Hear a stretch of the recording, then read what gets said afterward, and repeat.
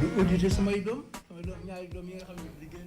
télévision Futurs Médias ñi ngi leen di nuyu ñi ànd ak ñun ci waxtu bi seen émission Faram Facce ñu koy amal alarba bu jot ci waxtu bi ñu am mbégte bu yaatu dellu si ànd ci ak yéen di leen gërëm ci ni ngeen di àndee ak programme télévision Futurs Médias ni ñu koy waxee nag émission bi di ko tax a jóg xam ngeen ni mooy Faram Facce actualité réew mi rawatina nag ci wàllu politique am te ku wax politique gu réew faaw nga wax koomam faaw nga wax wér-gu-yaramam faaw nga wax tàggat yaramam kon li Faram Facce mbool dafa yaatu ci noonu nag tey ñu am mbégte di ci dalal ay soxna ñu fas yéene waxtaane tolluwaay réew mi kenn ku ci ne ak ci wàll bi nga féete ak li nga xam ni itam am nga ko fa ci tolluwaay ak ci xalaat ñu jàpp ni dina gindi askan wi ci tolluwaay réew mi ci wàllu kujjeeg politique gi dañ ci ànd ak Maimouna Bousso moom mi ngi fare ci kujjeeg politique gi ñu am mbégte ci recevoir ko ñu ngi lay nuyu Maimouna. ñi ngi am mbégte ci recevoir la ñu fàttali ne ñu ngi war a ànd itam ak Thérèse Faye Diouf moom bokk ci APR fare moom itam ci nguur gi egseegul xam naa dinañu dàpp ci biir waxtaan bi Maimouna léeg-léeg nit ñi foog ni da nga nekk ci biir parti PDS wala ñu foog ni da nga nekk karimiste wala ñu foog ni da nga dafay am confusion parfois du ñu xam fan lañ lay féetale donte ci opposition bi en général yaa nga fa mais particulièrement ndax dafa am ci parti politique boo bokk. xam nga maa ngi lay gërëm bu baax a baax ci invitation bi dina wax ni kontaante laa fi ñëw parce que émission bi sama émission la dama koy seetaan lu bare waaw loolu dëgg la am na confusion parce que man dama bokk ci ndaw yi nga xam ni ñoom ñoo sóobu ci politique depuis 2013 mais def Sénégal seen parti parce que gis difficulté yi am ci parti politique yi manque de démocratie yi ak léeg-léeg bâillonnement bi nga xamante ne des fois day tënk nit ñi ba du ñu mën a wax seen xalaat comme il faut moo tax ñu décider ñun juste militer pour la cause citoyenne nekk ay citoyens di xeex ngir askan wi mais mosuñu militer ci benn parti du man du sama organisation. coloration antérieure yi. maanaam ñi jege yi nga jege woon est-ce que du la porter préjudice. est-ce que waaw mën naa am parce que xam nga li gën a tax sax peut-être confusion bi am mooy dañu jàppale pendant 5 ans koo xam ne acteur politique la muy Karim Wade.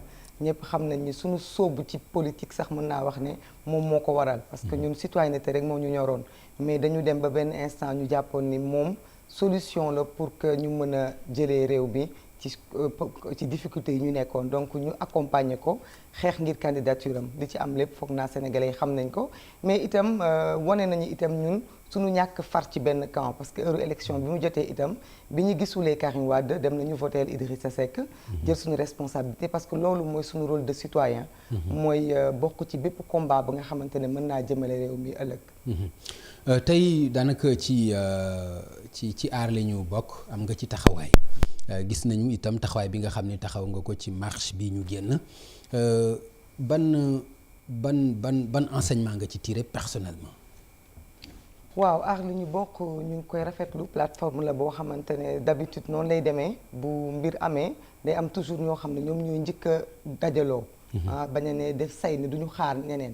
donc loolu moo waral xëy na mu am ay partis politiques am ay association citoyenne am ay mouvement am sax société civile ak ay indépendants yu dajaloo monté kuréel bi ñun nag daanaka 2013 ba léegi kuréel yi fi am yépp ñun bokk nañ ci muy gor ca wax ja muy manko muy FRN bi léegi ñu nekk aar lu ñu bokk tamit ñëw vraiment nekk moment boo xamante ne loolu sax la war a demee c'est-à-dire que acteurs citoyens ñoom ñoo war a jiite xeex bi politique yi topp ci loolu lañ ko jàppee donc suñu taxawaay ajjuma bi passé dañuy déjà remercier rek peuple sénégalais bi nga xam ne moo jéemoon a ñëw bien que mayu ñu leen ñu exercer seen droit comme ni ko constitution bi mayee ci article 6 ak article 8 mais au moins nit ñi wane nañu ni ci biir réew mi am na ñoo xam ne xëy na am na fu ñuy gisee ba tax bu soxlay askan wi taxawee dañuy fàtte seen bopp dinañ ci ñëwaat rapidement mais est-ce que ci sa combat politique amu ci dara lu personnel parce que am na histoire boo xam tam xam nañ ko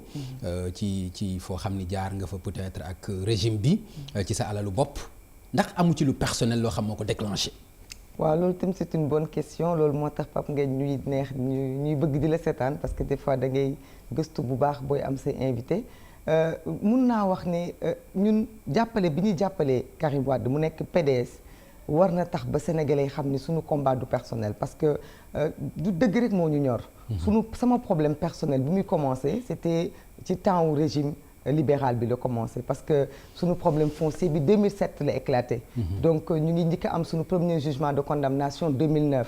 loolu moo waraloon sax 2012 ñu xeexoon régime libéral bi ci combat citoyen yi amoon à travers groupe Y'en a marre ak yeneen. parce que dañu jàppoon ne ay dérives dafa amoon du côté de la justice moo taxoon ñu bëggoon rupture bëggoon changement. donc ñun bu ñu demee ba tey ñu dem ba jege le parti PDS mun naa wax bokk ak ñoom table FPDR pendant presque ñeenti at di réunion ci biir siège yu PDS kon suñu combat mënul personnel parce que ñooñu mën naa jàpp ni bu préjudice amee.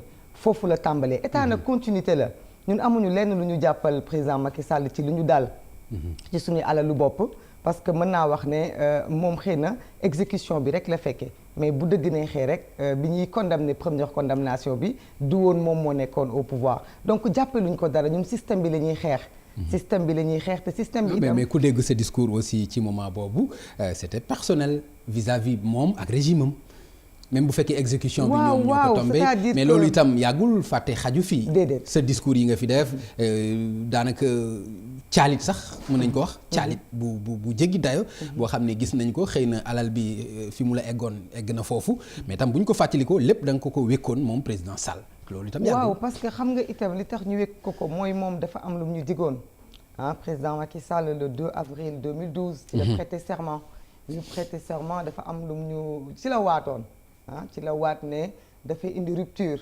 waat ne dafay indi day taxawal justice dafay taxawal askanam nit ñi xeex ci ginnaawam kon bu ñu ñëwee ba ma jàpp ne bu ma demoon militer ci partem parce que nag bu ñu toogee xëy na ñu bari jàpp nañ ni foofu laa waroon a nekk parce que ñi seq nguur gi yëpp seeti nañ leen pour wax leen suñu problème mais ñu bari ci ñoom li ñu doon proposer mooy gën a bëgg pour ñu ñëw ànd ak ñoom que ñuy wax leneen dem nañ sax ba nañu bu ngeen bëggee seen problème bi bañ a empiré wu da ngeen di bàyyi. yaa ngi taxal ñu bari de. dem nañ non mais interlocuteurs yi ñan lañ. non xam nga nag man ragaluma sama ay position. waaw maa ngi la ciy déglu loolu tax man bi loolu amee damaa dem direction ministère des forces armées.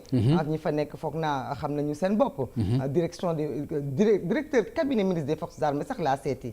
ay colonel itam ñoom ñoo ma yóbbu. ñoom ñoo ma oolu bi problème njëkkee am dañ ma wóolu ci seen bureau bi ñu ma wóolee seen bureau gis naa colonel Maysa Niang muy colonel yoo xam dañ ma dalal calmement ne ma wax dëgg yàlla dinañ ci taxaw dinañ def le maximum parce que lii du ñu bàyyi mu dal citoyen ma jàpp nag ni président moom mooy suñu président ñun ñëpp mais yemuñu foofu dañ ci egg ni boo bëggee mu kii nga rangé wu non pas Abdou colonel bi moo wax loolu mais dama ni acteur politique yi ñu seeti woon ci jamono yooyu d'accord ñoom ñëpp li ñu doon proposé mooy que boo bëggee nguur bañ a dal ci sa kaw doo jàkkaarloo moom di xeex man nag ma jàpp ni sama combat citoyen dara jotewu ko ak sama combat personnel te du ma accepter itam li nga xam ne ba ma koy am du woon politique moo tax ma am ko ay conviction politique di ma ci noot parce que boobaa damay doon esclave te foog naa itam sénégalais yi nawloo nañ ma quelque part ci sama comportement valeur bi nga ko estimé ci nu mu tolloon waaw xam nga loolu moom non je vous en prie rek après ñu avancer parce que loolu c'est lu passé la mais c'est important pour nit ñi xam aussi loolu lu passé la ba pare sànq da nga wax ne dama xaw a saalit ma jàpp ne man tey fi ñu toll ñu suñu association li gën a tax ñu bare jàpp ma laa wax ci loolu lañ may félicité boog mooy xëy na sama dignité mais parce que jàpp naa ni quand même taxaw naa taxawaay boo xam ni xëy na man sama bopp jotuma ci saalit non mais non gis nañ la ci terrain bi mu amee problème gis nañu la ni nga waxee caalit mënu ci ñàkkee itam nag ci loolu waaw mais sant yàlla rek parce que yàlla suñu borom may nañu quand même mënoon nañu taxawee neneen parce que 200 gendarmes ci kanamu benn xale bu jigéen ci biir koñ mu mel ne attentat dafa am bu du woon politique bi ñuy def mënoon na bañ a demee noonu parce que chaque jour ñu gis fi ay déguerpissement mais du ànd ak violence boobu li tax ñu xam ne pouvoir bi la ñi nga xam ne ñoo fa ñëwoon def exécution bi ñooñu ñëpp ce sont des gens télécommandés mais loolu daf ñu gën a conforter ci sunu combat parce que dafay wane ni en fait ñun li ñu doon xeex yoon la en fait ñu xeex ko xëy na loolu sax dafa tax daf ñu nekk comme une épine bu ñu dindil parce que xëy na metti na mais jàpp naa ni booy xeex dara am caq ba ñu ñor di caq bi mu dagg da ngay gën a libre foog naa d'accord merci beaucoup ñu ñëw ci actualité bi mais nag légaliste boo koy wootee itam da nga ciy dem ba jeex bu fekkente ni dañu woote benn marche boo xam ne dégg nga préfet bi joxe kàddoom wax ni bu leen ci ñëw c'est interdit yaakaar naa ni bu fekkente ni légaliste nga li gën a jaadu mooy nga bañ a bokk ci boobu marche gis nañu aussi ni nga ci taxawee presque ci ñi jiitu nga bokk ci ñuy jàpp nga bokk mais est-ce que yaakaar nga ni loolu itam sa cër la bu fekkente ni yaa ngi woote nitu yoon nitu jàmm absolument Pape Ngagne te foog naa ni li des ci kanam incha allah gisuñu lan mooy war a mën a taxate ñu nangu. ñu ñuy xañ suñu droit. parce que nag loolu du premier acte nee naa la ñun depuis 2012 ñu ngi ci liggéey bi FPDR def nañ ci marche yu bare. def nañ fi marche yoo xam ne sax dañu ko interdire ba président Abdoulaye Wade dañu ko dóor ay lacrymogène teg ko ci kaw otoom. président Macky Sall du tey la ñu commencé ak moom depuis des années ñu ngi xeex ñu ngi exiger di demander suñu àq ak suñu yelleef kon mënuñu aussi accepter autorité bi bu ko neexee rek parce que maa ngi ko FRN yàggul autorisé nañ fi ay marche ci même allées yooyu même boulevard yi nit ñi ñëw nekk mbooloo mu takku marche ba ñibbi dara amut kon mënuñu accepter lu toll nii scandale bu toll nii pétrole lu ñuy wax ci xaalis ñu bëgg mu leer ñu ñuy xañ suñu àq ak yelleef loolu duñ ko nangoo. d'accord xam nga loolu moom man ak waa ànd ñu bokk ñëpp dootuñu ko nangu. waaw mais bëgg mu leer yaakaar naa ni paasewul soo ci amee loo ci xam demal division des investigations criminelles nga wax ko fa. demal gendarmerie nga wax ko fa est-ce que bëgg mu leer mën nga am lu ëpp loolu.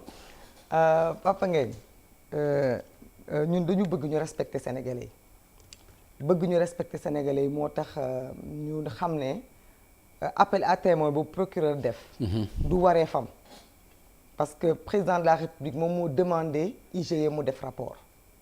IGE def rapport teg ko ci kaw table am. déet bul wax loolu. président nee na jotu ko. mais président ñun loolu amul aussi. ñun loolu président bu ko waxee d'accord mais bul waxal li non man dama naan soo ne teg ci table am te loolu nee na jotu ko. dama naan jot na ko parce que ginnaaw loolu. commandé na fi ay rapport yu tëj Khalifa Sall te loolu après la woon. kon li mu bëgg a jot na ko. mais nañ jàpp ci li mu wax aussi nañ jàpp ci li mu wax dañuy jàpp ni jot na ko. bu la neexee nga jàpp ni jot na ko mais ñun li ñu mën a jàpp en tant que institution en tant que président de la République ci waxam loolu lañ mën a gëm. mais kon na wàcce IGE xam nga dafa am IGE corps la bu extraordinaire. IGE mënul def rapport bi pendant 7 ans mu nekk di circuler ba tey man mii di wax ak yow am naa copie rapport bi. li ñu wax ni daf ñu ci fekk nañu ci fekk amul problème. kay dañu ko tiré rapport yaa ngi nii ñu yor ay copie rapport moom mi nga xamante ne moom moo commandité rapport bi mu ne yorul rapport bi. mais xam nga ni délit la lii nga def nii. non ma délit ma ne. bu fekkente ne ci document administratif. bu fekkente ne délit la ci confidentialité. bu fekkente ne mais xam nga ni lii nii sa kaso xaj na ci. bu fekkente ne sama kaso xaj na ci. non dama bëgg ñu ànd ci loolu rek. xam nga ni délit la. déedéet mënuma ci d'accord parce que lii dama ko ci espace public laa ko jëlee. non waxuma ci ak foo ko mën a jëlee. espace public laa ko jëlee Papa Ngagne. non may mun a internet espace public la. mais ak foo ko mën a jëlee ci bureau wala tiroiru foo ko mën a jëlee yow. lii xam nga ni document administratif la dégg nga aussi procureur bi mu ciy wax na loi bi ci teg ay daan xam nga ni lii nga def nii yow téye ko ci sa loxo indi ko ci télévision xam nga ni mën na la yóbbu kaso. dama ni bu fekkee mën na maa yóbbu kaso ci contexte bi ñu nekk nii kaso boobu jaral na ma ko. ok parce que dafa am loo xamante ne daf la koy jaral mbaa mu bañ la ko jaral. ok dañu toll foo xamante ne ñun dañu décider xeex pour sunu futur. suñu futur njaboot. te xeex bi bu ñu ciy dugg lu ne dañ pare di ko ci daj. procureur de la république bu ne képp ku yor rapport bii da lay tëj na pare tëj ay milliers de Sénégalais. parce que rapport bi ñun ci internet lañ ko. pas ay milliers de Sénégalais ñi mu ko fekk ci seen loxo ak ñi ko wane ci télévision bi. notamment yow en tout cas man daal yor naa copie rapport bi. yor naa ko te am naa sañ-sañu wax ne yor naa ko. man mi ko commandité wul fekkuma ko ci ay tiroir maa ko mën a yor attentuma moom mi nekk njiitu réew mi. d'accord te commandité ko te wax nañ ko defaral donc loolu benn la. mu amoon sañ-sañu leeral ci beneen bi. en 2014. le 21 novembre 2014 FPDR dafa marche ci mbiru. Petrotim bi Abdoulaye Wade moo ñëw président Abdoulaye Wade jox ñu dossiers yi ñu porté ko sur la place publique. président Macky Sall xanaa boobu du wax ne dégg ko woon. xanaa boobu mënoon naa comme 2014 éclaté na mu laaj rapport bi xool fu mu toll defu ko. le 21 octobre 2016. Manko. opposition bi marche encore ci mbiru pétrole bi ba Franck Timis ñëw. porté ci ñun 21 personnes mu porté leen plainte mu indi coow lu rëy président Macky Sall mënu wax ni yëgu ko parce que il est dans tout ce pays là quand même boobu ba léegi mu tànqamlu bëgg a jël problème mu askan wi làq ko ci débat politicienne lu ñu yëkkati teg ci table bi rek ñu ne ñu parce que da ngeen a contre président da ngeen a am ak moom ay problème personnel ñii ñu traité leen de tous les noms ba tax na boobu ba léegi mënoon nañu étouffer affaire bi ci suñu biir régler ko entre mu nekk problème sénégalais mais léegi nag est-ce que loolu may mun a day tax nga def recel de documents brave introduction préfectorale est-ce que loolu yaakaar nga ni itam sa cër la absolument pas lii xam nga lii lan la lii c'est le droit à l'information non ci sa li nga ko bëgg a tuddee non c'est le droit à l'information parce que sénégalais dañu am droit jot information yi parce que nit ñaa ngi wax rapport de l'IGE coow li dafa bare moo tax ñun dañ ko partagé ci réseaux sociaux yi non Maïmouna man dama ko partagé ci sama page recel de documents administratifs. waaw brave interdiction préfectorale yii yëpp nga def ko. absolument est-ce que yaakaar nga ni yow war nga taxaw di revendiquer wu di wax ni. non kii dafa jalgati yoon wala kii dafa def lu mu warul def. dama ni Pape Ngagne. waaw lépp loo xamante ni dañu koy xeex ngir njëriñu askan wi. dañu war a aussi sa àq ak sa yelleef boo koy revendiquer. dafa nekk loo xam ni doo taxaw di ko saraxu. constitution bi moo ñu ko may. constitution bi moo ñu may ñu am droit à l'information. suñu constitution moo ñu may waruñu mën a boobu ba léegi ñu téye ay information yoo xam askan bi yëpp ñoo ko bokk leeraluñu ko ba mu leer constitution moo ñu may ñu am sañ-sañu laaj ko donc loolu ci loolu rek la ñu nekk ñun nekkuñu ci mais da nga koy laaj ak jalgati yoon. absolument pas jàpp ci facteurs yi ñu wax nii yëpp Maïmouna lii ma la wax nii wax naa la sa kaso xaj na si lii nii yor document administratif boo xam ni xam nga ni lii c'est interdit yow xam nga loolu. kan moo ko interdit. mais yow tam. mais du rapport bi existé wul lu existé wul noo ciy tëjee nit Papa Ngagne. rapport boo xam ni kenn disqualifie comment dirais-je. Papa Ngagne waa ji nee na le rapport n'existe pas rapport bu existé wul mën nañu ci tëj xanaa wax bi kon dafa nekk loo xam ni amul lu jaadu. rapport boo xam nee na ñu fekk président jotu ko joxuñu ko ci taabalam mënuñu koo tuddee rapport. kon rapport boobu existé wul kon bu fekkente ne dañuy tëj ay nit ci loo xamante ne ça n'existe pas kon nag ñu xam ni dëkk bi il faut que ñun ñëpp ñu tiit quand même donc dama jàpp ni aussi. interdiction yooyu noonu préfet bi di def. il est temps que askan bi yëpp jóg taxaw bañ ko parce que quand même lu la constitution may préfet mënul ci lu ko neex rek.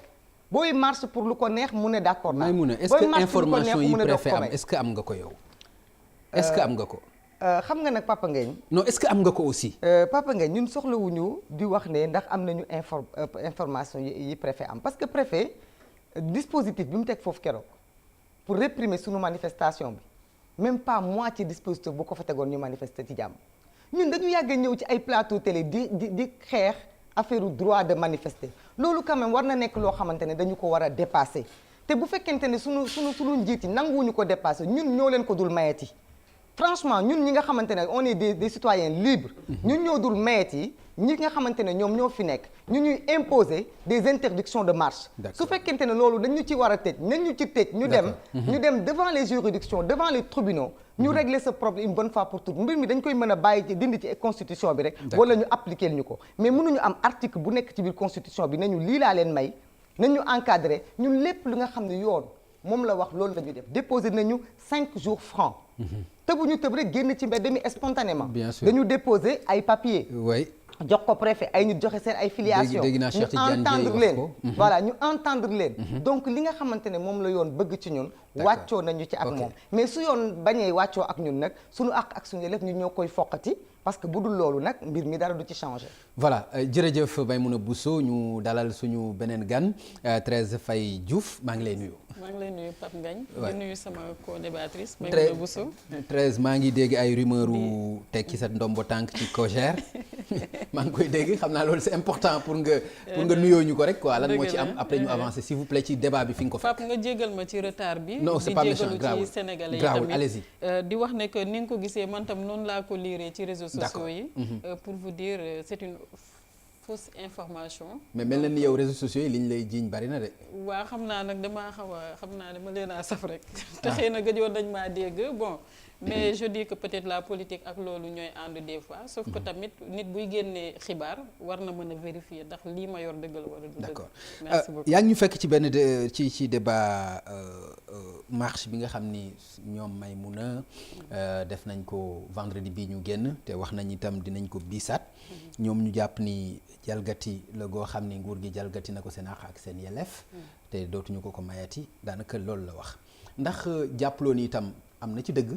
ndax bu fekkente ni constitution nga xam ni mooy ndey loi yëpp wax fa dëgg yàlla yemul ak arrêté préfectoral maanaam préfet rek du toog constitution bi ne dem leen ngeen marche jox leen ma seen autorisation moom mu mën leen ko xañ ci nu mu ko neexee ndax jàpp nga ni itam loolu cëru préfet la ci jalgati ñi nga xam ni seen àq la muy marche.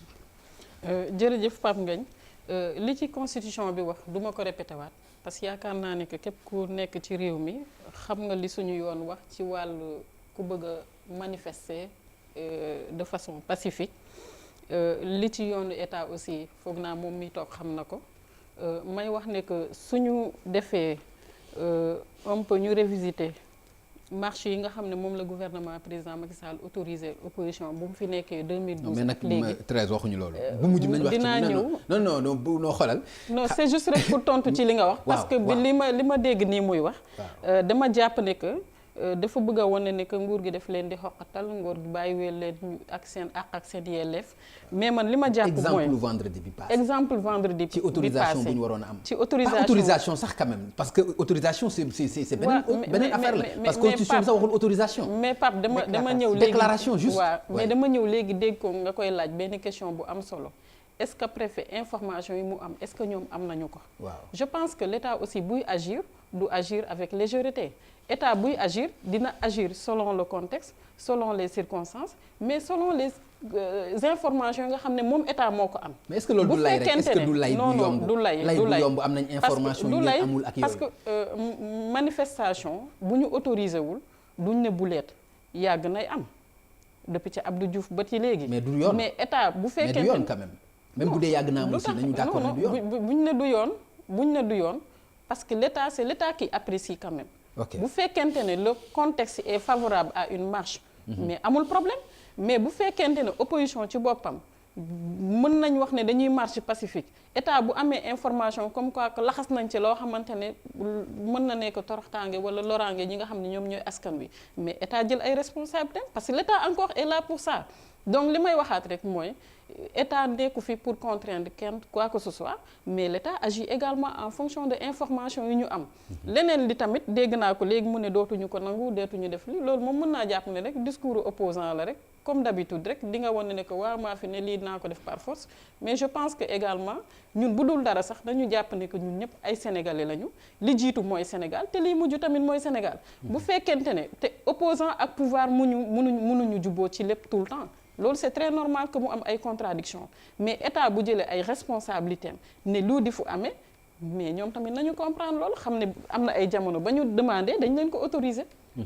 Maïmouna wax na ni da ngeen war a fair play parce que parfois ñu autoriser leen parfois duñu leen autoriser et puis mu jàpp ni itam xëy na waxu opposant la rek di ngeen continuer waat di def seen ay marche lan nga ci mën a indi ci beneen jàngat. ci loolu xam nga Papa Ngagne man dama koy nuyu déjà di wax ne bi ma koy njëkk a gis foog naa ci lii lañ doon débattre ci beneen télé ci problème mu manifestation 2013 la xaw ma 2014 foog naa quand même président boo xam ne seen président seen chef de parti bi muy jot réew mi 2011 2012 da daan laaj droit de manifester ñu ko koy bañal mu koy braver ci sunu kanam à nos côtés bien sûr à nos côtés nag. loolu kay du benn yoon du ñaar yoon ñu te xam naa ni moom du ko weddi ko braver fay mi moom mii sax xam naa bokkoon na ci ñu ko doon braver ñu doon wax comme ñun ni ñuy waxee nii ci côté bi lañ nekk parce qu'on n'était pas du même bord.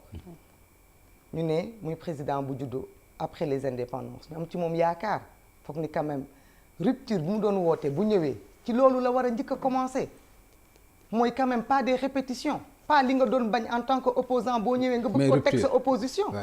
ba pare aussi bëgg a wax foog ni mën nga ko dugal ci discours politicien wax ba ëllëbal xelu askan bi ñu bëgg ko continuer combien de décennies encore depuis temps Senghor daan na am c'est pas une raison pour mu continuer di am je suis désolée parce que da ngeen woote rupture teg benn cahier de charge bu tax sénégalais yi fal leen kon bu ngeen xasee ba falu rus leen di dellu siwaat ci ay anecdotes yu doon am naan yàgg na fi am wala jiitu wuñu ci wala duñu ko mujjee parce que kon day nekk dañ leen fal ci erreur ak ci tromperie bu fekkente ne nag ñoom ñu jiite réew mi nanguwuñu appliquer respecter la constitution ñun ñi nga xam ne constitution bi ci préambule am dafa ni le peuple est souverain ñun la njëkk a oo avant muy wax kenn ñun la njëkk a cité ñun ñu am sunu mat-mat ak sunu fulla te ñun du ay wax kese parce que 2013 ba léegi foog naa dañuy wax di jëf xëy na nag nit ñi dañu jàpp ni li ñuy def amul njeexintal parce que ñoom ñu ngi continuer di dérouler mais ñun li ñuy def ñu ngi koy def pour suñuy doom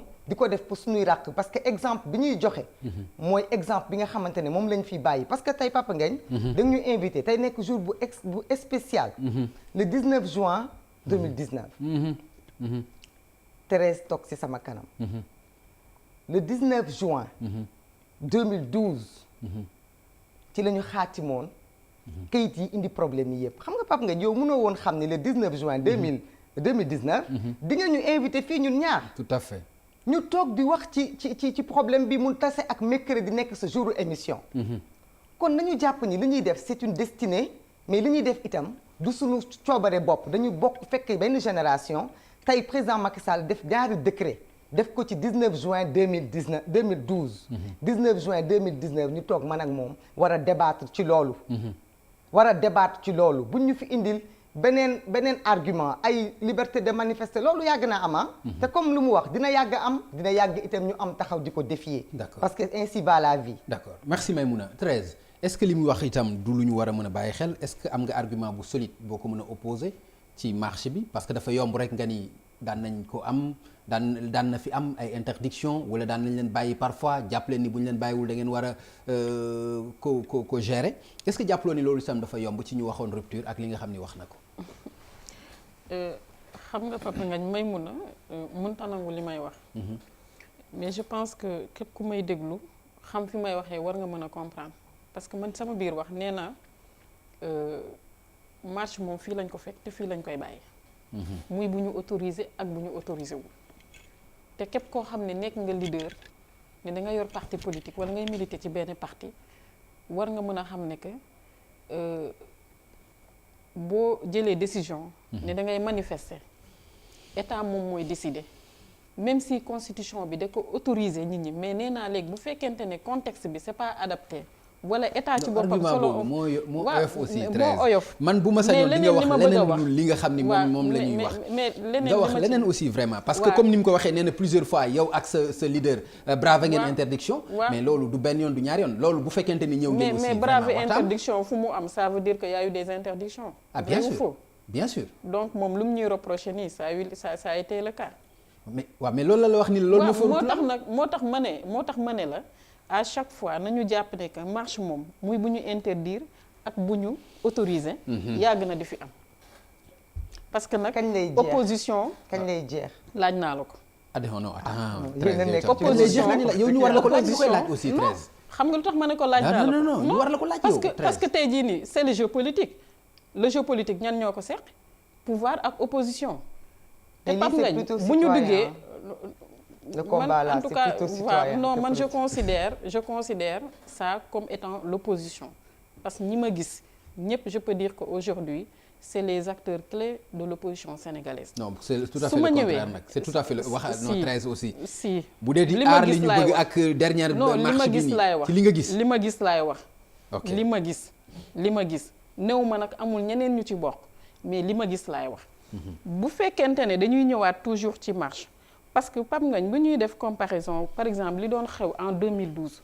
man je dis et je le redis encore une fois ici situation bi amoon 2012 ba taxoon Ablaye Wade mënatutoon tere sénégalais yi ñu marche parce qu'il y a une mobilisation populaire il y a eu tout le peuple sénégalais qui s'est mobilisé comme un seul homme pour wax ne que Ablaye Wade na fi jóge mais est-ce que situation boobu noonu am na fi.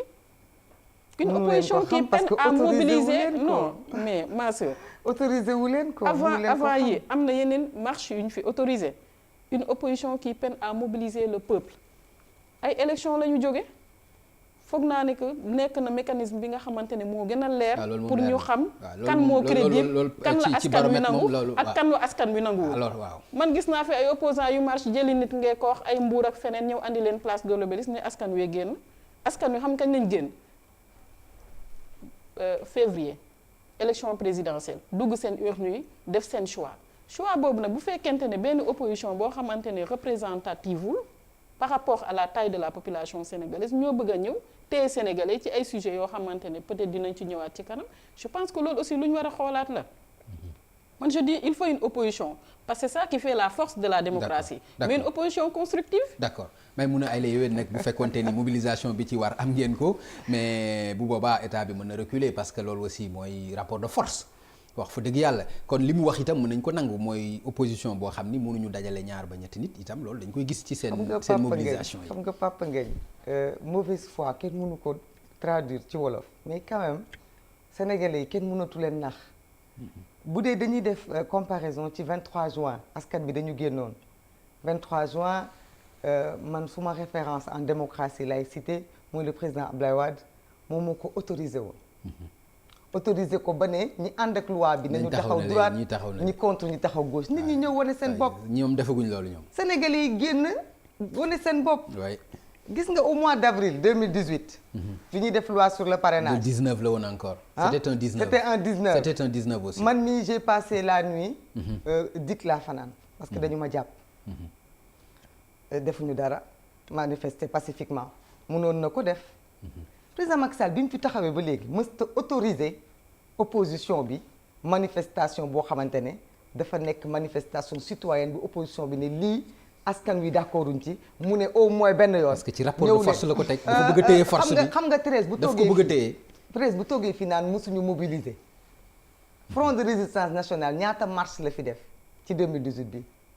marche nañ fi sur le pétrole marche nañ pour le xaar Khalifa Sall marche nañ ci lu ne.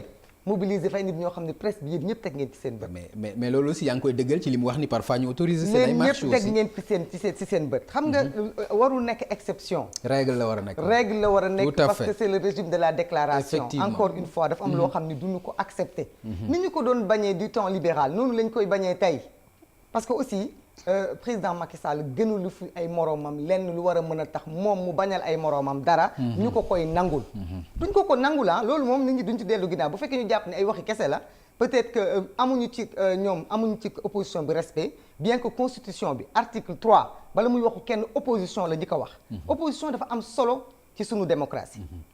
ñoom joxuñu opposition bi respect boobu mu ko war a jox bu toogee ne élection yu ñu génn nañ ko ñoom gagné nañu loolu moo war a opposition bi amul benn représentation mais pourtant opposition bi ñàkk représentation boobu bi seen président gagné ñoom la woo ne leen dama bëgg ngeen ñëw ñu dialoguer parce que mbir mi mënuñu ko demal sans ñu waxtaan dugg ci benn phase de dialogue mu jàpp ni c'est tellement important dialogue bi ba li mu ñu bañaloon en 2018 bi ñuy def correct 2017 di def dialogue boobu personnalité neutre mu nangu ko woo nit ñi salle de banquet ne lépp lu jóge ci rapport bi dinaa ko nangu ci ñu amul représentativité ñu nga xam ne amuñu solo nga ne dóor nga leen duma nga leen nga bañaloon leen dara 2017 tey nga ne nangu naa lépp dem na sax ba ne ñeme leen ma parce que amatuma intérêt pour def njuuj njaaj dootuma njuuj njaaj ma nekk aveu bu am bu extraordinaire daan naka def kon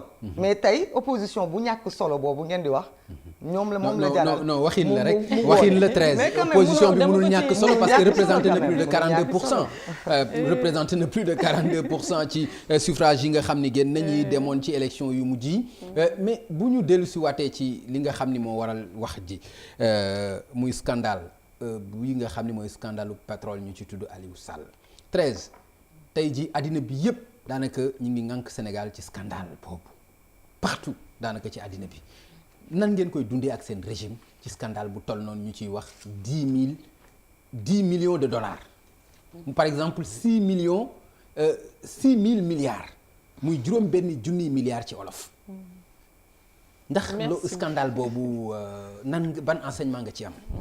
merci beaucoup Pape Ngagne nga may ma tuuti rek par rapport ak dialogue bi président bu jógee ci ay élections gagné opposition bi woote dialogue du opposition kese la woo dafa woo toutes les forces vives de la nation société civile a ngi ci keneen ak keneen a ngi ci te loolu dama ne bu ko defee en tant que chef d'État nañ ci sant yàlla parce que gagné élection mënoon nga toog ne damay gérer sama bopp.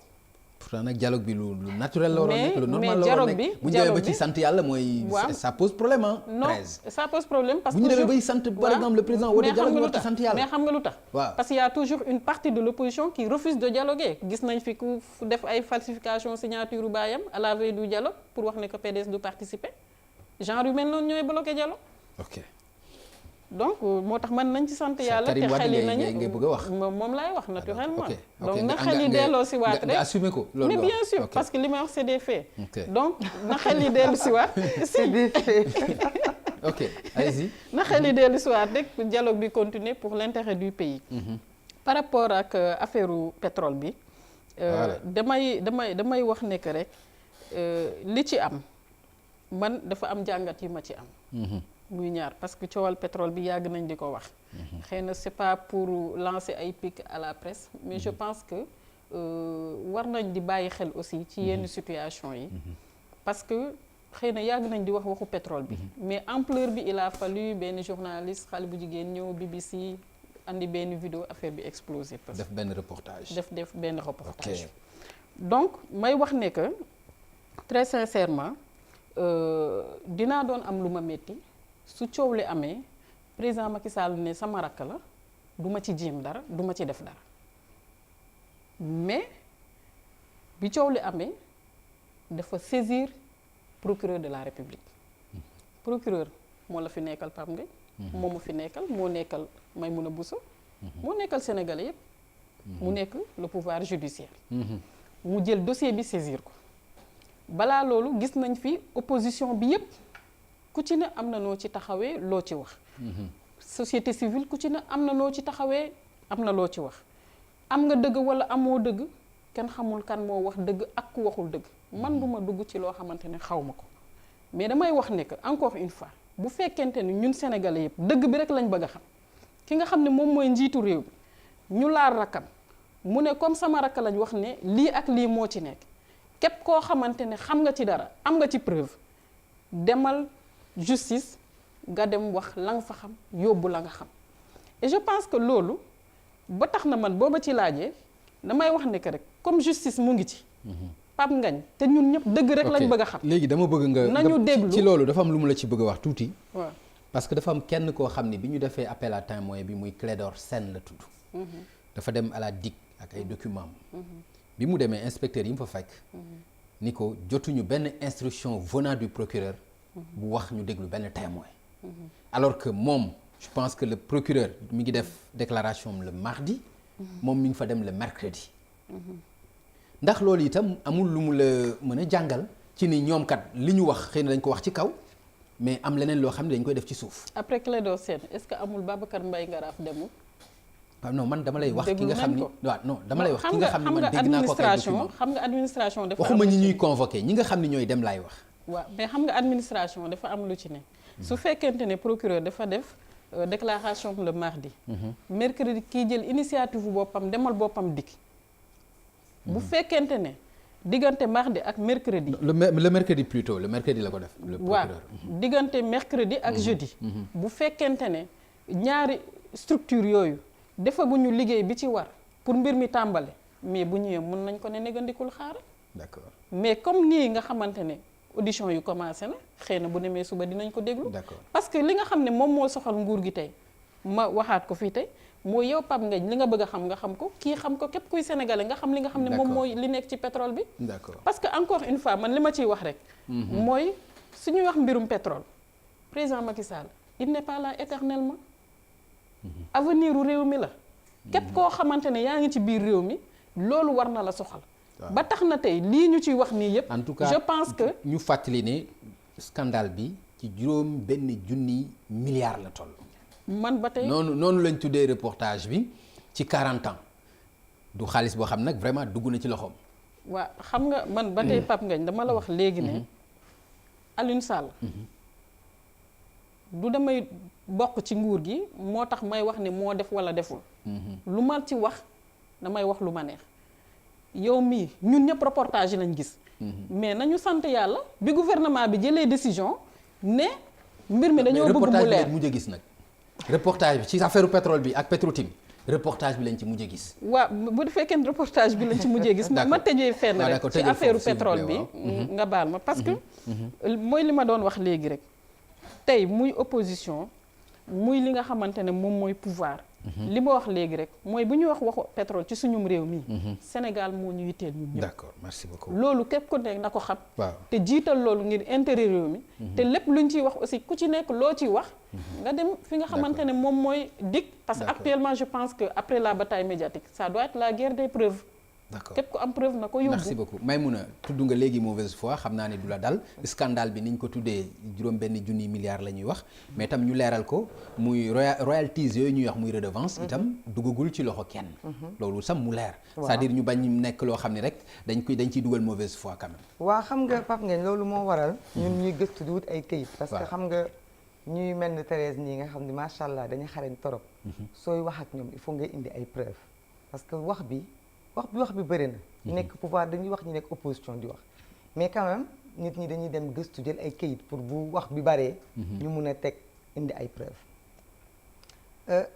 66 000 milliards yooyu xaalis bu ñu xañ askanu Sénégal xaalis boo xamante ne bu ñu xaatimoon contrat yi mu jaar yoon Franck Timis amul ni expertise ni expérience ni capacité war a mën a gagner 6 000 milliards yooyu État du Sénégal moo waroon a mën a gagner 6 000 milliards yooyu waroon a mën a dellu suñu askan kon buñ ko jëlee teg ay njuuj njaaj dañu mën a wax parce que enquête BBC bi ñuy wax du reportage seulement femme BBC bi dafa génne ay contrat mu ne dafa dem ci contrat BP foofu la jëlee ay données li muy wax noonu di $25,000 yi muy wax ne moom la ñu fay Alioune Sall par mois pendant 5 ans dafa am fu mu ko tibbee moo tax mu wax ko tëbul tëb wax ko bu ñu bëggee lu gën a leer kay moom Alioune Sall dañu ko sosal la wax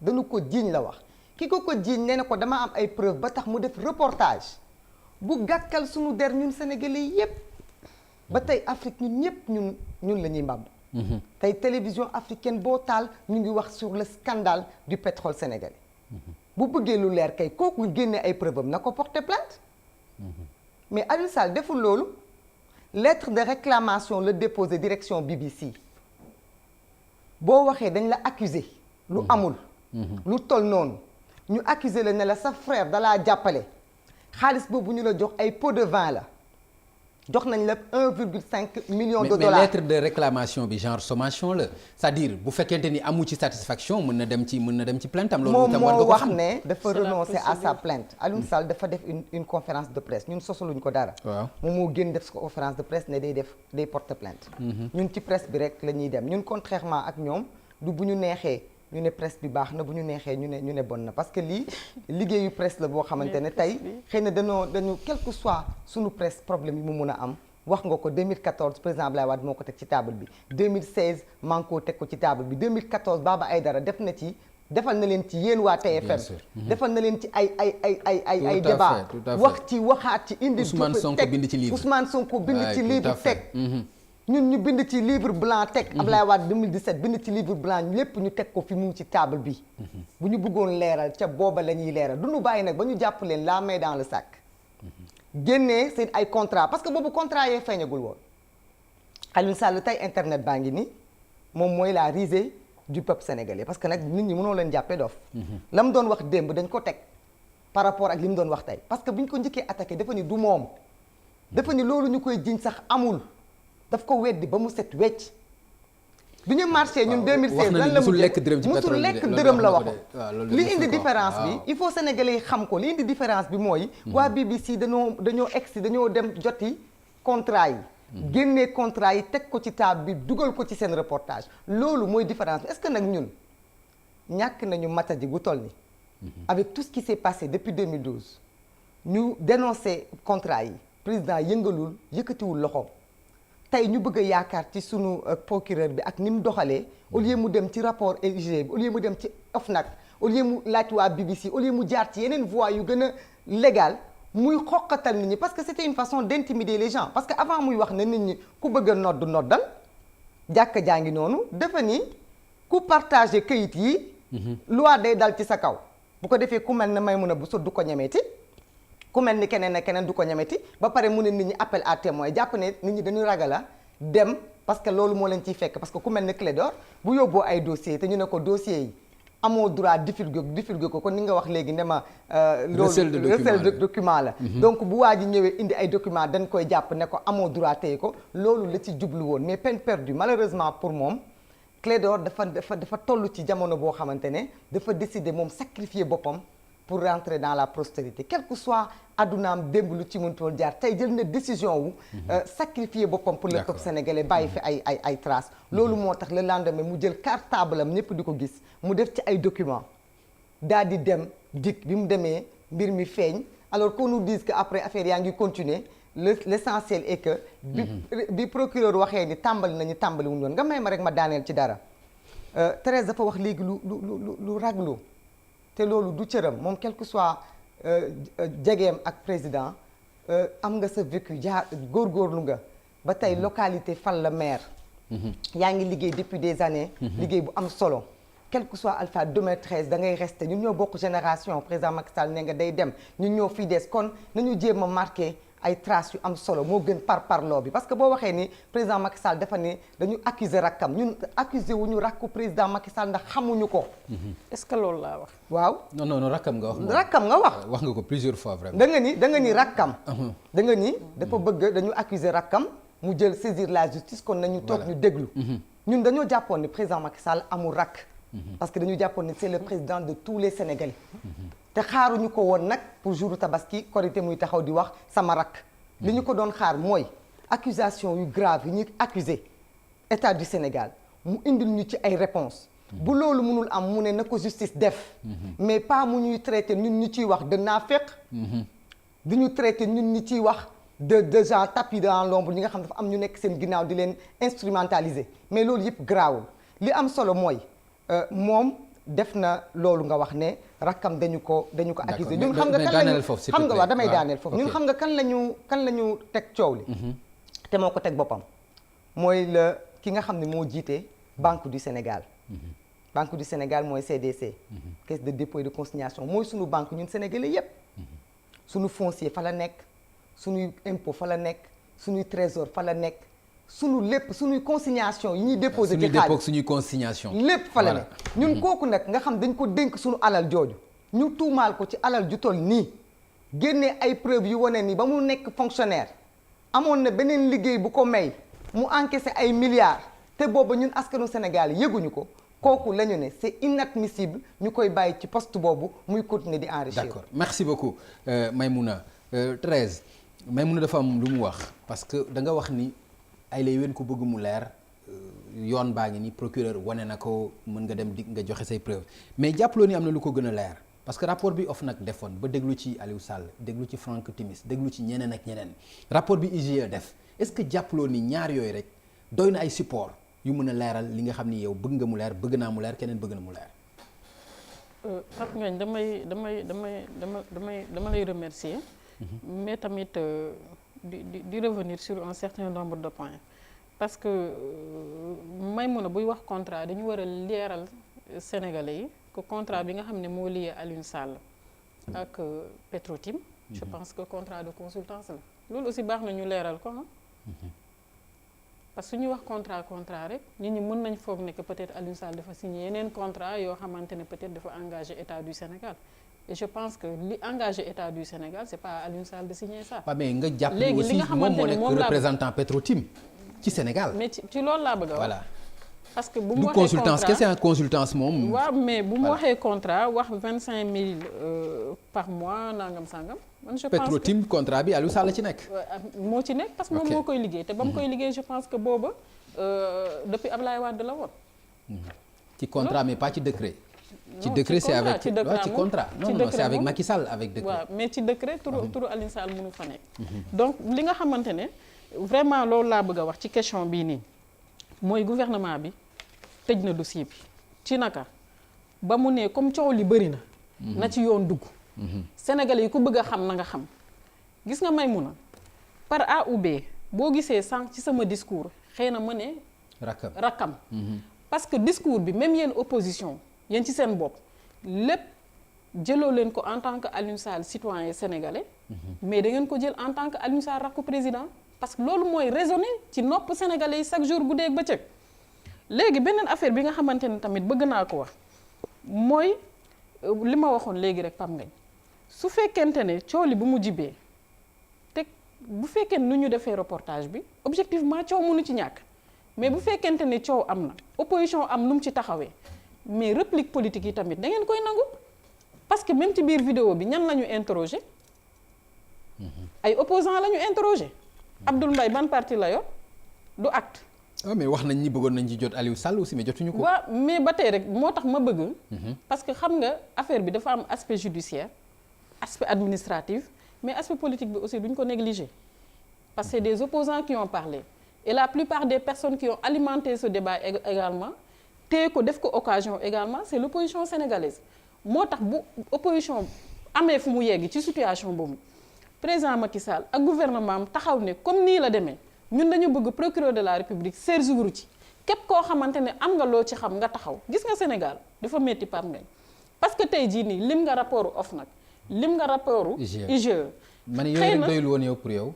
si loolu rek doyoon na mais bu fekkente ne tey jii nii sax yemoon nañ ci ñaar yooyu di nga dégg opposition génn wax leneen Clédor Sène mii mu wax gaw ma ko rapport IGE bi kay li mu wax si bu fekkente ni loolu parce ci que loolu nag lañu sukkandiku toll nañ foo xamante ne gaw ma ne nit ñi opposition bi si boppam mën nañ leen satisfaire ci dossier bii nii lu président Macky Sall ak gouvernement am teg dinañ ko teggi teg leneen géopolitique la mais leneen li nga xam ne loolu lay wax ci Clédor Sène man bëgguma personnaliser débat bëgguma wax ci nit mais su ma la gisee nga bëgg a jël Théodore xaw ma Clédor xaw ma naka bëgg ko peinture tout blanc histoire Sénégal dafa am loo xam bu fi xewee kenn mënu ko fàtte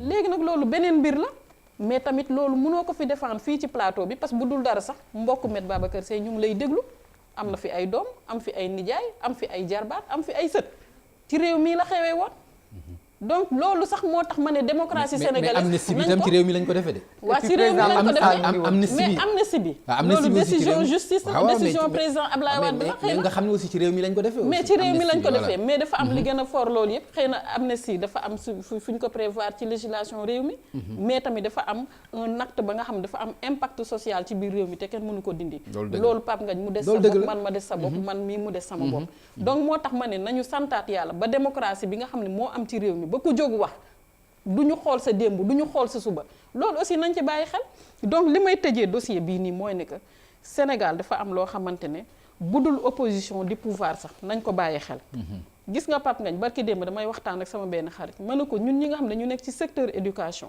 war nañu xoolaat curriculum yi ci réew mi parce que réew am na boo xam bu fa tolloo ñuy wax pétrole di wax gaz waruñu continuer rek di wax xale yi nañ leen jàngal la xewoon démb certes démb baax na wala la xew États-Unis wala la xew France wala Maroc barke démb bi ma fa jógee yow boo demee Marrakech boo rombee Marocains yi dañu am patriotisme ba nga xamante ne seen drapeau réew yi sax la ñuy taf si fi nga xamante ne moom mooy seen buntu kër yi yow da ngay tukki Amérique gis nga ko donc dama ne am na ay enjeux yoo xam ne réew bu fa tolloo nit ñi nañu toogaat defaat recul xool loolu nag du simple sénégalais boobu nag dirigeants yi ñoo koy incarné d'abord moo tax mooy li ma lay wax dirigeants yi ñoo koy incarné voilà mais tamit impulsé ko à la base voilà ñi ko war a jàng ko ñi ko war a xam ko parce que gis nga pétrole bii ñu ngi koy coow tey waaye bu ñu xoolaatul toogaan bi defaraat jikko yi mais tamit jàngalaat nit ñi li nga xamante ne préparé sénégalais bi leeral ko aussi mais leeral ko moo tax président Macky Sall ne procureur na ci dugg d'accord léegi donc 13 baal ma rek ci question bu mujj après ma jox Maïmouna est-ce que jàppaloo woon ni président bu sàmmoon kàddoom ci du ma mës a fal suma doom du ma mës a fal plutôt suma rakk est-ce que yaakaaruloo ni doon na gën a yomb tey kenn du ko ni na jógee ci CDC bu fekkonte ni sàmmoon na kàddoom ci loolu mu waxoon en fait xam nga Pape Ngagne man mënuma jàppee ci président sàmmul kàddam wala sàmm na kàddoom ci loolu parce que tamit la politique elle est dynamique may mun a mii du ma weddi tey président mën na jël décision ne du ma fal sama rakam dem Guédiawaye di fa militer Guédiawaye n'est pas un petit département yor fa base politique boo xamante ne bu leer nañ ñëw gañe commune u Guédiawaye ay kàngam nekkoon fa mu imposé wu ñëw taxaw d'accord tey Alioune Sall lii sax laa la wax dama ne sax xëy na du loo xamante ne jaratina ma koy wax mais existence politique u Alioune Sall mu nekk un militant nekk ci parti bi lim ci war a def di ko ci def mais bu demee tey jii nii ba politiquement ñu gis ne que cër gu mu am ak compétence am président war na ko jox ay mbir mais bu ko joxee man géné wu merci beaucoup l'essentiel lu mu ko ci jox nam ca waree na ko def sénégalais gis seen bopp réponse politique yi mënul ñàkk nag parce que itam dafa mel ni dafa am ay soubassement wax na ko gis nañu ci ay acteurs politiques yoo xam ni ay opposants lañu gis nañ taxawaay bi nga xam ne Abdoul Mbaye taxaw na ko ci gis nañ bi Thierno Alassane Sall taxaw gis nañ bi Mamadou Lamine Diallo taxaw gis nañ bi Ousmane Sonko taxaw mais taxawaay yooyu est-ce que nag du loolu aussi dafay jox dëgg li mu ko wax ni réponse politique aussi mënu cee ñàkk d'autant plus que aussi Aliou Sall nekk acteur politique nekk Guédiawaye yaakaar loolu itam tontu bi comme ni mu ko waxee ci wàllu politique mënul ñàkk après nag ñu xool leneen loo xam ne justice la ciy doon. waaw loolu yëpp Pape Ngagne gis nga sànq ba léegi ñu ngi débattre mais ñu ngi plus politique la ñuy gën a débattre que ci problème mu pétrole bi ci boppam. li nga xam ne moom moo wulle jamono ji fi mu toll nii. mooy lu tax frère président de la République bokk ci société bokk sax lay wax. parce que bi ñu jógee ci Petro-Tim Aliou Sall dafa créer Petro-Tim Sénégal. après Petro-Tim Limited. créé na Petro-Tim Sénégal moom kese moo nekkoon actionnaire bi. biñ fi marché 2016 ci la Aliou Sall démissionné ci kanamu ñëpp démissionné naa Petro-Tim Sénégal maa ngi continuer di liggéey ak Petro-Tim ci yeneen dëkku Afrique yi mais Sénégal bi génnee naa ci sama loxo. président kañ la nommé Aliou Sall 2014 dañu jóge ci local yi président 2016 après référendum bi ci la nommé Aliou Sall. ba Aliou Sall génnee loxoom ci Petro-Tim mu jël ko jox ko Banque du Sénégal. Banque de Dakar. ah d'accord Banque du Sénégal moom moo ko créé. ok Banque du Sénégal lay wax Banque du Sénégal mooy je comprends naa waaw CDC. ok. gannaaw ne CDC boobu ci boppam nekk banque di investir mu jël ko jox ko koo xamante ne frère am la te itam dafa am banque boo xam ni moom da ko créé muy Aliou Sall.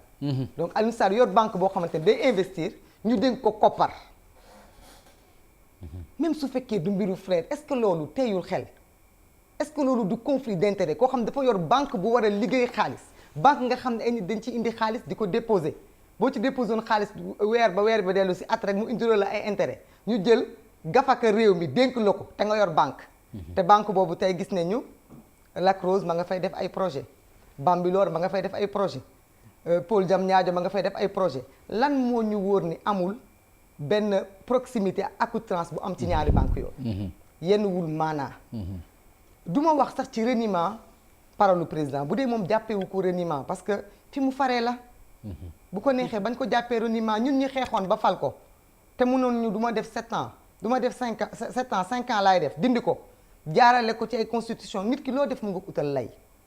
mais nag permettre nit ñi ñu am seen xel bu toll ni la ngay wax mu bañ leen a doy. bu ñu nee dañ ko affaire bi ay acteurs politiques ñoo ko wax acteur bu ne ñu utal la lu gàkk ci sa der. Clédor ñu génneel ko démbam te Clédor 2013 ba léegi mu ngi milité. 2013 ba léegi Clédor mu ngi ci au sein du FRN ñooy bokk table bu ñu toog. lu ne mu ngi ko ciy wax def ni fay émission boobu kenn gisul woon lu gàkk ci moom. parce que laalu leen woon. ñu bàyyi ko muy déroulé tey parce que li muy wax daf leen di déranger ñu bëgg ko génneel ay mbootam.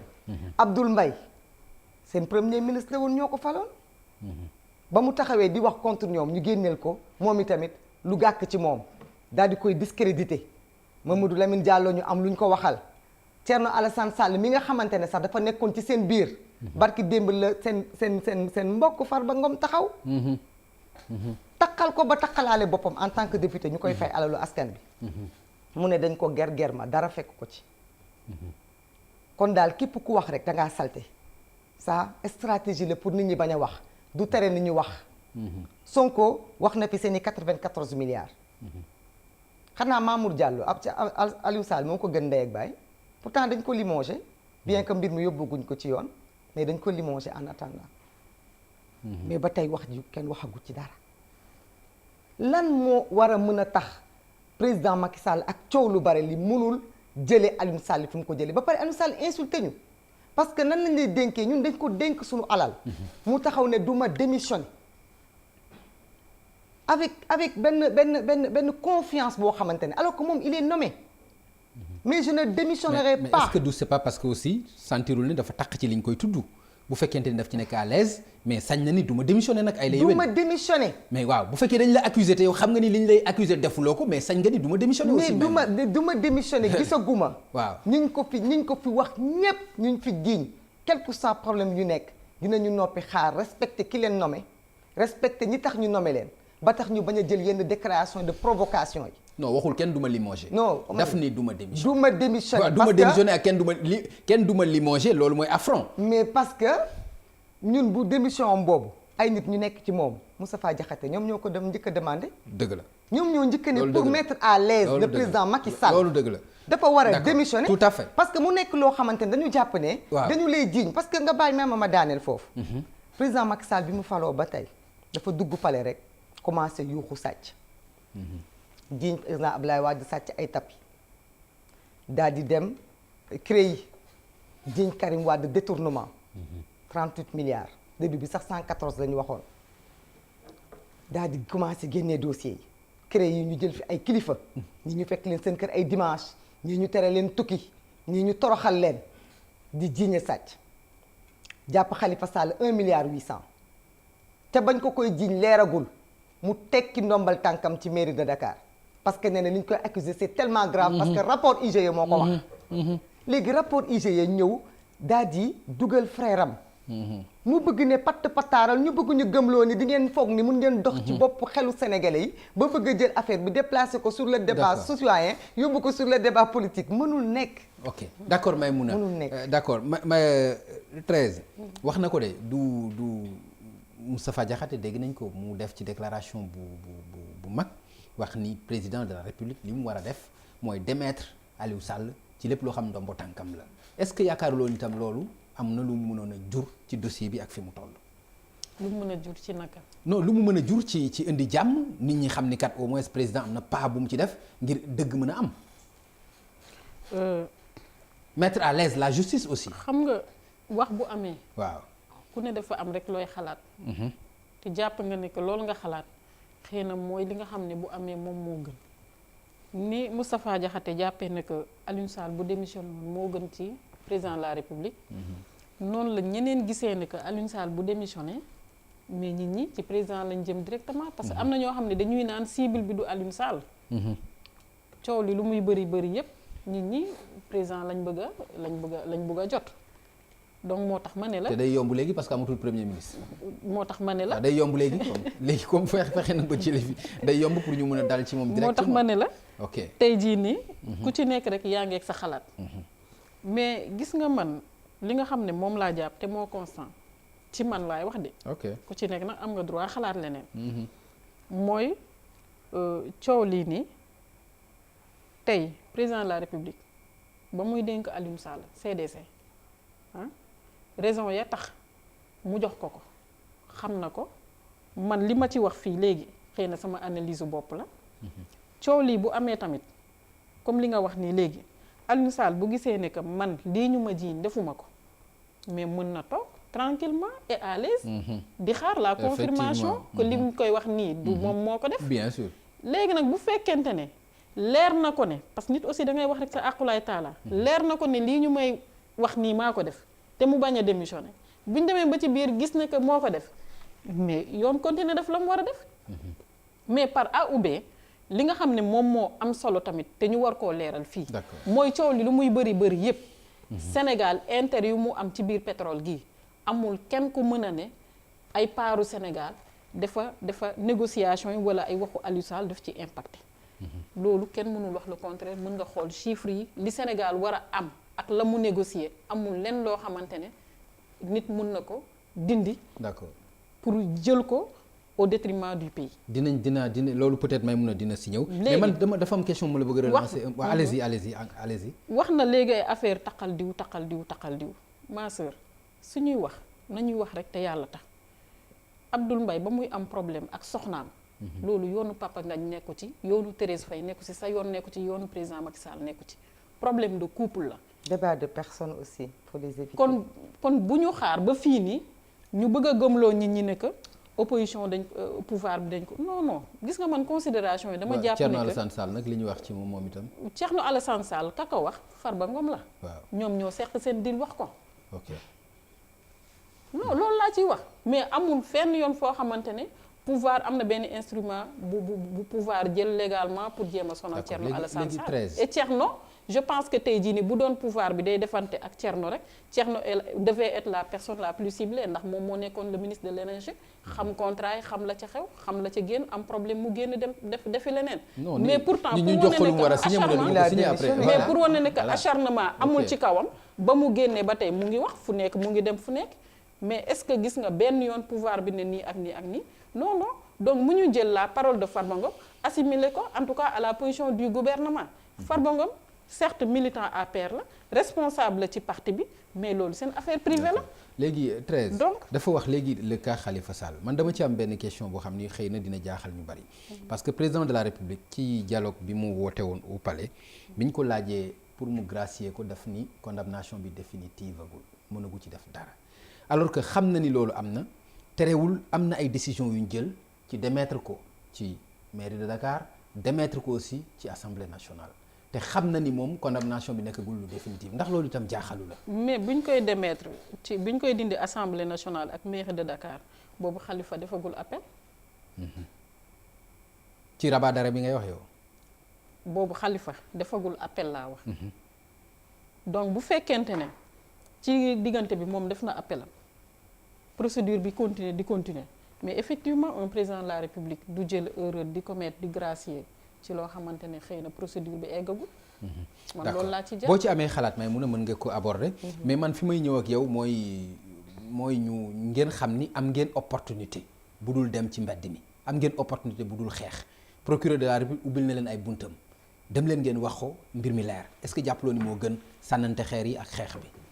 non ñun xeexuñu parce que xeer yi ñuy wax sax dëgg yàlla sànni xeer fekkuñu ci. non mais am na ci nag. waaw dina ci am parce que benn instant aussi ñun dañuy responsable bi ñu ñëwee dañu taxaw manifester ñu jàpp ñu mais dina am toujours ci biir ñoo jeunes yoo xam ne peut-être seen fougue moo leen dul may ñu accepter ñàkk xëy ñàkk liggéey ñàkk xaalis ñàkk lépp ba pare ñu leen di dóor ay lacrymogène. am na ñoo xam ni seen riposte mooy gàddu ay xeer te loolu ñàkk liberté. waaw te loolu tamit tàmm nañ ko gàddu xeer moom ci ñoom la fekkee baax ñoom Moustapha Niasse ñëpp gàddu nañ fi xeer sànni loolu peut-être du loo xam ni war nañ ci mën a blâmer jeunesse bi malgré que violence baaxul. donc vraiment procureur yoon bi mu mënoon a jaar la jaarul. moo tax ay doxalinam dalul suñu xel man de du ma fa dem man du ma fa dem. ci télé yi ngay dem. waaw ak rajo yi télé yi rajo yi marché yi. ok koñ yi grand place yi fépp fu ma war a mën a dem yóbbu sama bagage yi wax sénégalais yi leeral leen. est-ce que yaakaar nga di ci mën nga ci am ndam. ci waaw xam nga man du ma Sénégal. sénégalaise la citoyenne la benn am sama ay droit sama ay responsabilité damay def li nekk à ma portée. lu nga xam ni bu guddee dinaa jàpp ni man avec ma conscience li ma mënoon a def naa ko. d'accord lépp lu nekk ci sama mën-mën tolluwaay ak sama li ma sañ a def dinaa ko def. d'accord di xaar nag kenn ku nekk mu bay waaram ci booram. ba ñu mën a ba ñu mën a bëgg a laaj mooy combat boobu nga xam ni yaakaar nga ni lii moo koy rendre visible moo koy tax a gën a leer ndax mën nga ñu wax lan moo lënt ci yow ci coowu pétrole bi lan moo ci leerul ci yow. lan nga ci bëgg mu leer avec plaisir dinaa ñëw ci loolu. dinaa ñëw ci lan moo leer damay wax rek ne ñii biñ fayitee yàgg na seen fayit yàgg na parce que bu ñu waxee Farba Ngom mu ne la ñoom ñaar la ci seen biir Farba Ngom député la. ñun le Farba Ngom citoyen xaritu président Macky Sall suñu yoon nekkul ci moom. ñun les propos honorable député bi honorable député Farba Ngom. mu jël ay propos dañ koy fay c'est un salarié de l'État du Sénégal kooku ay actam daf ñu concerné ñun les actes des individus personnels amaluñu solo Moustapha Diakhaté daf fi nekkoon président groupe parlementaire waxam dafa am solo Aliou Sall dafa weddi li mu wax vidéo baa ngi nii xaw ma ndax dig ma may ma teg ko non baal ma rek xam naa voilà graaw day xat Aliou Sall dafa taxaw tey Alaaji Kase ci yéen la nekk wala nekkul ci yéen dafa taxaw ne Aliou Sall recevoir na 146 milliards 146 loolu ñu koy tooñ noonu millions yooyu jël na ko mais ci domaine consultance agricole ñu jël Agritrans tudd ci Timbo muy mbokk Ablaye Timbo muy mbokk président Macky Sall nekk maire ville de Pikine du nekkoon mbokk président rek la mais dañu yor ay ndombal tànk yoo xam ni dañ leen di fay suñu ay deniers donc on a un droit de regard ci seen comportement ak ci seen ay actes qui n'en déplaise c'est comme ça président bëri na ay mbokk macha allah am na ay yeneen rak tudduñu leen. xamuñu sax lu ñuy liggéey parce que concerné wuñu li ñu concerné rek mooy li nga xamante ne moom moo am lien ak sunu alal ak sunu askan. te loolu nag mënul nekk seulement un débat politique politicienne mënul nekk loolu ala kulli procureur bu bëggee leeral yor na rapport bi. wax na léegi nee na président mënul woon wax ci grâce su Khalifa Sall parce que mbir bi dafa nekkoon en cours pourtant. Conseil constitutionnel bi ñu demee di déposer candidature Khalifa Sall ci présidentielle dañ ko rejeté bien que avocat yi dañu ne rabat d'arrêt bi mu ngi en cours daf ko war a suspendre mbir bi jeexagul ñu ne leen ñett procédure bi jeex na président Macky Sall mënul jël mu wax ne mënul def erreur di gracier Khalifa Sall def na erreur barki démb gracier Wuri Diallo waaw ñu jiñ ko milliards yu bare yoo xam ne dafa am rapport ak sunu économie. mu ne dama juumoon te mu parce que ci liste bi ñu ma jox dama juum. voilà nee na dafa juum. waaye c'est ça loolu mën naa juum ci jaamburu yàlla boo xam ne du sax sénégalais. mais mënta juum sur le magistrat de la ville de Dakar. maire ville de capitale koo xam ni ñun ñi ñëpp ñoo ko jël fal ko def ko sunu maire. bi mu nekkee ndaw ba léegi mu jël boppam def ko ci biir politique. sacrifié wu di liggéeyal askanam. ay yaayam nekk mag nekk nit ku tawat xoolu ci loolu yëpp mu nekk waajur mu taxaw jàkkaarloog nit ñi ne justice eggaleegul liggéeyam ban justice. d'accord on a un problème ñun citoyen sénégalais sunu justice bi dañ ko wóolatul gis nga mbir mi lu tax mu def tollé. Pape Ngagne Ndiaye mii boo defoon reportage boobu du am impact boobu. impact bi reportage bi am. nañ ci dellu itam bu ñu nax sénégalais yi BP jóguñu woon pour ñëw indil problème Aliou Sall wala Macky Sall. BBC dañu am société bu ñuy wooyee BP. société bi daal di def ay accords yoo xamante ne dafa tax Franck Timis mën a am sur 40 ans 6 000 milliards. la question du journaliste mooy loolu la posé DG BP bi ci kanamu immeuble am. est-ce que waroon ngeen signer ak Franck Timis malgré son vécu criminel. parce que Franck Timis ñëpp xam nañ ni du nit ku ay loxoom set. condamné nañ ko ci dëkk ba mu dëkk yàgg nañ ko jiiñ ay trafic de drogue Sierra Leone gi am na fi problème Burkina Faso am na fi problème koo xamante ne la kenn warul nangu sax toog ak moom ci table. journaliste bi problème am mooy lu tax BP nekk société boo xamante ne dafa coté en bourse di fay ay droits britannique di am lëkkaloo ak trafiquant ak délinquant bu toll noonu. loolu moo nekkoon solo su enquête bi. xëy na nag ñii ay dommages collatéraux lañu li ñu xaw a tiital nag. li ñu tiital mooy Aliou Sall dafa nekk ci lépp. bu doon lii rek la nekk Aliou Sall bi ko président Macky Sall signé décret yi en 2012. le 19. baal ma nga daal. waaw damay daaneel foofu le 19 le 20. waaw Aliou Sall dafa dem ak benn coréen daal di créer Sahel Aviation. Sahel Aviation boobu lépp loo xamante ne mooy matériel bu ñu yóbbu ci plateforme yi Sahel Aviation moom moo koy distribuer Aliou Sall mu ngi ci loolu banque de Dakar bi ñuy wax Aliou Sall dafa ci nekk. kon nag. ak les maires du Sénégal les maires du Sénégal.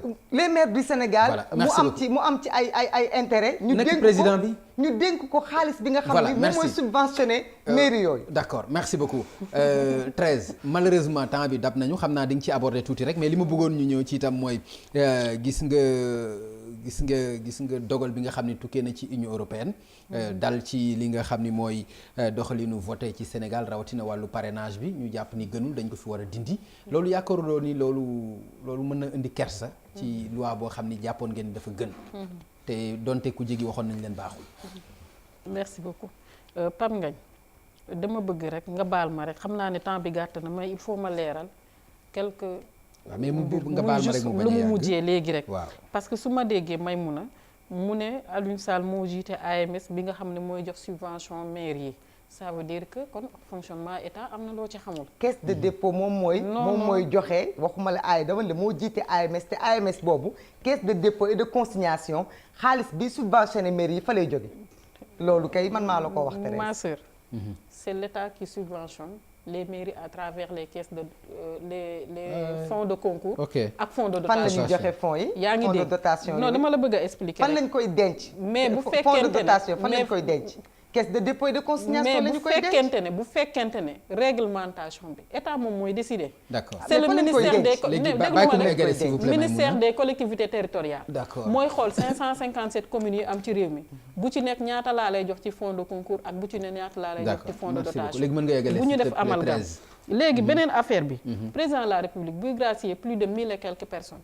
est-ce que foofu lay nekk di xool diw mi ndax lii ak lii. non ñi mu ko dénk ñoo ko war a xool ñi ko dénk ñoo ko war a xool. waaw. et là je suis fière de défendre le président de la république et d'accuser les personnes qui ont agi comme ça ndax bu fekkente ne moom moo leen fa teg aussi. waaw mais bu fekkee dafa am moo tax ñu ubbi enquête. voilà moom mooy responsable te ñooñu ñi ko def dinañ leen sanctionner. ok. parce que côté boobu tamit il faut ñu leeral ko. effectivement il faut ñu leeral ko président de la république gracier wul Wuri Diallo parce que da ko bëgg a gracier noonu rek. xam li ci xaw non moo ko gracier mais ba mu koy def xamutoon li ci nekk. d'accord. et fu ñu amee fu ñuy pointer le doigt mooy enquête bii nii na egg ñu xam ñan ñoo groupe turu Wuri Diallo ci loolu ba mu tax ñu génnee ko te mu def tuuxu duuna ci biir réew mi. léegi leneen li nga xamante ne moom laay wax muy li nga posé léegi par rapport ak Union européenne damay wax ne que observateur Union européenne loolu c'est une tradition bu élection présidentielle di am ñu ñëw xool scrutin bi organisation bi ndax baax na wala baaxul wala bu amee ñoom am nañ ay observation yu ñu joxe ñu wax ko mais suñu demee bay def évaluation bi am nañu ay recommandations yu ñu joxe ci recommandation yooyu ñuy joxe ñoom ci seen xalaat dañu jàpp ne que parrainage bi waruñu ko def fi nga xam ne moom mooy pour élection locale yi foofu Pape Ngagne li ma ciy wax rek mooy d'abord parrainage bi du lu ñaari nit tëju institué ko ci suñu code électoral effectivement parrainage bi président de la République dafa proposer référendum ñu voté ko. dafa proposer référendum tout à fait ñu voté ko donc c'est le peuple sénégalais qui a décidé loolu il faut ñu nangu ko xam ne Sénégal ñoom ñoo décidé ne que parrainage dafa war a am te parrainage yàggoon na am ci indépendant yi dañ ko élargir maintenant aux partis politiques li taxoon aussi Sénégal ne nañu def parrainage xam nañu ko liste yi da doon bëri ci réew mi état di frais léegi li nga xamante ne foofu laay tëjee ci question boobu noonu est-ce que tey suñu réew voter loi di ko appliquer observation Union européenne ñëw ñu ne non comme Union européenne wax na lii ñu jël suñuy loi taxañ sànni man gëwuma ne loolu moom moo recommandation yi lan nga ko gisee jóge ci Union européenne jëm ci parrainage bi. waaw seen rôle la ñu def rek Union ci européenne ñëwuñu fii de façon spontanée ay partenaires lañu sur le processus électoral te ñoom yàgg nañu ndamoo itam ay rapport Union européenne dañ nañ ko ba barki démb bi ñu defee élection yi opposition bi dañoo contester les résultats mais ñoom dañu ndamoo ni ñu observateurs yépp d'accord nañu ni les élections se sont déroulées correctement que amul njuuj njaay kon nag mënuñu bu leen neexee bu ñoo ñu waxee ñu tàccu bu ñu waxee lu leen arrangé wul ñu ne nañ ko bàyyi ci peuple bi référendum bi point yi président posé woon dafa bari ci biir point yi am na yu ci intéressé woon Sénégalais am na lu leen ci intéressé wul naam wii bi gagné na mais président ci boppam xam na ni parrainage bi baaxul puisque bi mu wootee dialogue dafa ni ñëw leen ñu waxtaanee parrainage bi tey ñu ngi def le dialogue politique acteurs yi am ñoo xam ñu ngi fay dem ñu ngi waxtaan ci parrainage dafa bokk ci point yi nga xam ni ñu ngi koy waxtaanee donc moom xam na ni dina modifier code électoral bi parce que gis na ni nuñ ko doxalee mën naa am ay rëq-rëq sax dans l'avenir ci propre parti mais xam nga président Macky Sall problème am ak ñi mu àndal nii nee na dinañu xool ñeneen ñi nga xam ne ñoo ko defloo erreur ñu ko wër ñëpp la war a xoolaat moom mooy falan moom mooy nommé ku ko neex mooy xool ku ko doy mu nommé ko mais ñi ko wër ñëpp daf leen war a xoolaat bu fekkee ñi ko wër ci seen bopp kenn si ñoom ku nekk bu waxee keneen ki danaan nañu xool position parce que wër njiit mënu leen ko won yoon mënu leen ko wax dëgg mënu leen ko apporter lu war a mën a tax mu éviter ay erreurs parce que bu ñu toogee tey moom mu toog naan président Macky Sall li tax mënul tëb limoger Aliou Sall parce que damay ñëwaat ci Aliou Sall daf ma ñor moo ma gën a ñor leneen débat lépp lu xew fii moom ma ñor bu ñu waxee ne mënuñu ko licencier parce que bu ko licencier gaañi ci kawam lañ jëm est-ce que président Macky Sall war na jël rakkam def ko bouclier mu yor armée yor police yor majorité yor fonction yëpp ba léegi sax même pouvoir du premier ministre jël na ko yokk ko ci bosam war naa mën a ragal moom nit ñi di dal ci kawam ba tax mu bañ a ne serait-ce que par rapport moral merci dindi frère am ci fu mu nekk merci beaucoup na limogé jërëjëf benn question sociale rek lay aborder ak yéen mu jeex xam ngeen ni jamono ji yëpp ñi ngi wax ay fitna yu ñuy teg ci jigéen ñi ngeen nekk ay jigéen itam am na sax ci jigéen ñi ñoo xam ne ñi ngi dem ba bëgg a criminaliser lii di viol bi ak fitna yooyu am nga ci gis-gis 13 waaw am naa ci gis-gis xanaa may wax sama sœur may mun a nekk rek coowal politique bi lu mu bëri rek yaakaar naa ne que baax na ñuy fàttali rek président Macky Sall li mu def ci 7 ans yii foog naa du lu may compter ba tax na tey jii nii coow li gis nañ ne que opposition dafa jóg volontairement pour jéem a génne loolu ci boppu Sénégalais yi 13 s'il vous plaît donc quant à Aliou Sall li ma ci wax moom laa ciy tëjaatee rek nga may ma ci yoon mu ngi ciy def liggéeyam nañu toog déglu la ca yoon di décider par rapport ak question bii nga wax Pape Ngagne dafa am solo may vraiment di la ci remercier parce que Sénégal plus de 52% de la population ay jigéen lañu ñu gis ay faits yoo xam ne depuis un certain temps mu ngi xew ci réew mi man ma koy ñaawlu képp kuy jigéen ci réew mi aussi nga koy ñaawlu muy lan ñuy gis ay série de viol violence faite aux femmes ak yeneen yoo xamante ne sax ba bakkan di ci des donc mu nekk loo xam ne aussi lu ñaaw la Pape Ngagne suñu ministère ma ci gërëm suñu ministre madame Ndeye Saly Diop Dieng foog naa am na benn sommet récemment bu ñuy def barki démb ak barkaati démb ci yu mel noonu. Donc may wax ne que état bi jël nañu décision. criminaliser li nga xam ne moom mooy viol. certes dinañ ma ne waroon nañ ko teel a def. mais je pense que. kon décision boobu jël nañ ko. jël nañ ko. te dinañ ci dem jusqu'au bout. am na yeneen travaux yu nga xamante ne ministère bi mu ngi koy def ak yeneen ministère concerné yi. mais li nga xam ne surtout moo ci am solo mooy Pape Ngagne sensibilisation bi. na continuer mais état tamit li mu ci war a def. na ci dem jusqu'au bout. Merci beaucoup. baal ma très s'il vous plaît temps bi rek la xam naa ni abordé nga li nga ci bëggoon wax may mun a sujet bu am solo la vraiment xam naa ni Aliou Sall ñor na la mais man sujet bi ñor na ma ndax xam nga jigéen ñi ñoom suñu ay yaay lañu suñu ay mag lañu suñu ay soxna lañu donc vraiment bugguñu benn mitit di leen dal loolu jaroon na sujet bi ñu abordé ko sax ci début émission bi mais gis nañu fitna da ciy am di ci tegu ñaare bakkan da ciy am nga ci loo ci am. waa dinaa ci wax damay tëj man tamit ci mbiru Aliou Sall ak pétrole parce que foog naa du ma ko mën a jeexal fii ci plateau bi parce que bu vendredi dañuy delluwaat ci marche bi incha allah parce que comme lu ñu wax rek fekk li ñu sañ-sañu askan bi joxuñu ko du ñu teggi suñu tànk. bu waxee ne président liggéey na fi lu rafet ñun ñu ngi xool itam scandale yi fi am ci tànk loxo président ba léegi Big Tago 12 milliards.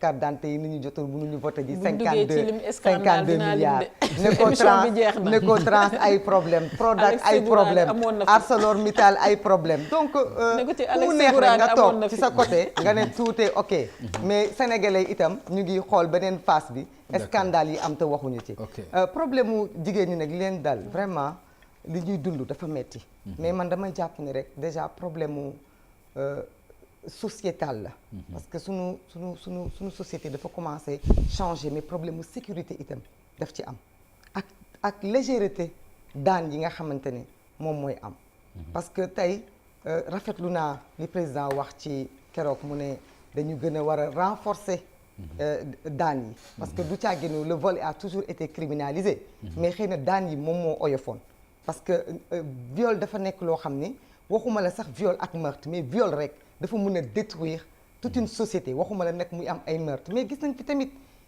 viol kii yi fi am meurtre yi fi am Fatmata Matar Ndiaye ci moom la bokk yeneen meurtre yu ignoble yoo xam ne ba tey jii suñu xarañte police mënu cee wax ñoom daal xarañ nañu ci jàpp may mun a bu sa dóori lacrymogène barricade dëkk bi lépp luy domaine politique on voit les forces de l'ordre dañu laaj nag état bi doole bi mu am ba nga xamante ne bu manifestation politique amee mu mën a sécuriser dëkk bi régler ko ba kenn du yëngatu ñun on se déploie même pas ñun dañuy taxaw duñ ñu may sax ñu dem benn 2 mètres ñu liquider ko ba le préfet di même dara musu fee am manifestation amu fi woon noonu ñu mën a doxalee noonu ak sunu matériel yi nga xam ne moom la ñuy génnee ba sénégalais yi foog ni on est dans un état de guerre nañu ko déployer pour sécuriser les femmes pour sécuriser les enfants dans la rue parce que la rue y a pas de sécurité dans la rue xale yi da nga leen di gis ci mbedd yi la ñuy doxantu lu ne mën na leen ci dal jigéen ñi itam ñu ngi ci mbedd mi parce que dañuy góorgóorlu dañuy liggéey gis nañu femme bi ñuy rey keroog wakaam